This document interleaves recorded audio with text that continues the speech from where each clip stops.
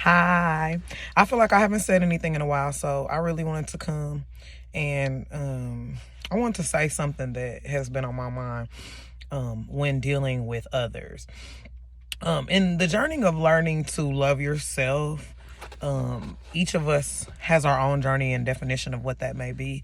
And for me, on this journey of me learning to love myself, something that happens inside of me, and it happens often, it's my intuition when it's talking.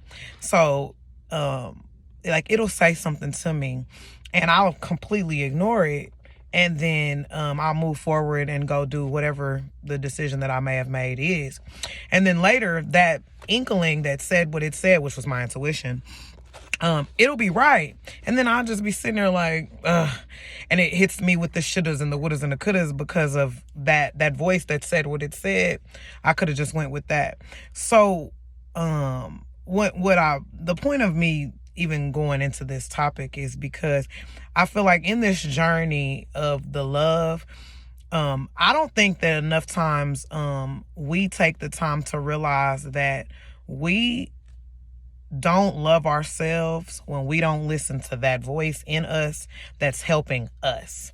And a lot of times we'll basically discredit ourselves for the love of someone else.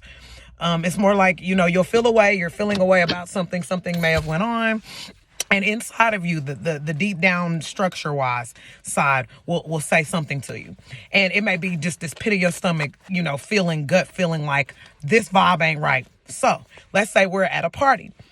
I have a great example, and you're sitting around amongst a group of people and you can sense this vibe when you enter the room. Like as soon as you get in there, you could sense it. And for empaths, this is really big. But anyway, you're in there and you got these different situations going on of animosities, behaviors amongst whatever, and you're there, and in you really just want to leave.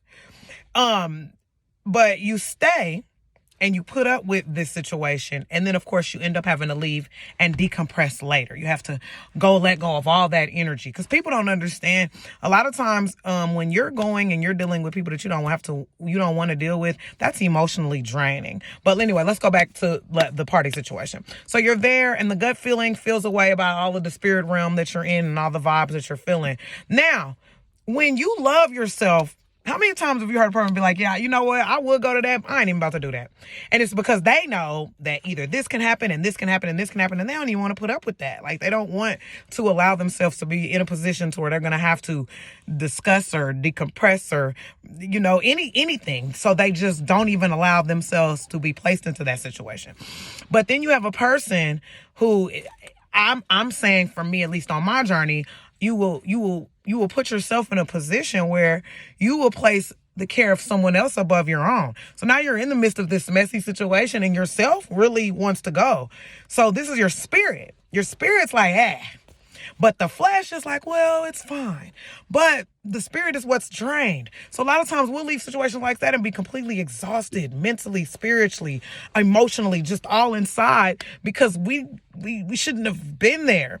So in this journey of self-love, I think that a lot of times, like, there's things within us that is teaching us how to love ourselves, be better to ourselves, so that when we go and deal with the next person, that they gonna learn how to treat us because of how we treated ourselves. Like, the best teacher for someone to love you is how you love you. You can't, be awful to you and then be like, yeah, but you need to do this. Like, no, you gotta be your best example of your own self-love so that this person that joins you can piggyback off what you do. You know what I mean? So it's like, I'm not even going into that topic, but the topic. It's the same. If you're already doing it, then the person may see that and may want to come and add. But if you're not doing it, you don't get to be like, well, yeah, you're gonna come do that.